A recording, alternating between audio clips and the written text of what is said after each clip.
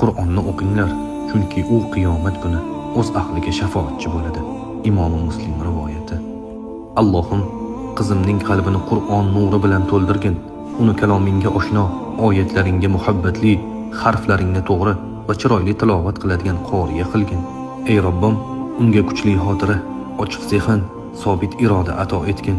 Yodlagan oyatlarni qalbiga muhrlab qo'ygin. Unutishdan va dangasalikdan o'zing asragin. Tilovat qilganda qalblarni larzaga soladigan, ko'zlarni yoshga to'ldiradigan ixlos ato etgin. Ey Robbim, Qur'onni uning hayot dasturi qilgin. Oyatlarga amal qiladigan, haromdan tiyiladigan, halolni mahkam tutadigan bandalaringdan aylagin. Qur'on uni dunyoda himoya qilsin, qabrda hamroh bo'lsin, qiyomatda shafoatchi bo'lsin.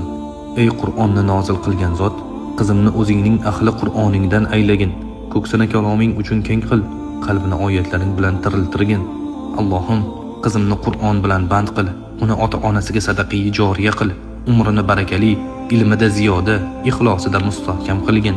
Allohim, uni Qur'on bilan yashaydigan, Qur'on bilan amal qiladigan, Qur'on bilan sharaf topadigan bandalaringdan qilgin. Qiyomat kuni Qur'on unga toj bo'lsin, ota-onasiga nur bo'lsin. Ey Rahmon bo'lgan zot, qizimni Maryam onamizdek pokiza, Osiyo onamizdek sabrli, Qur'on ahliga munosib qoriyalardan qilgin. Amin ya Robbil alamin.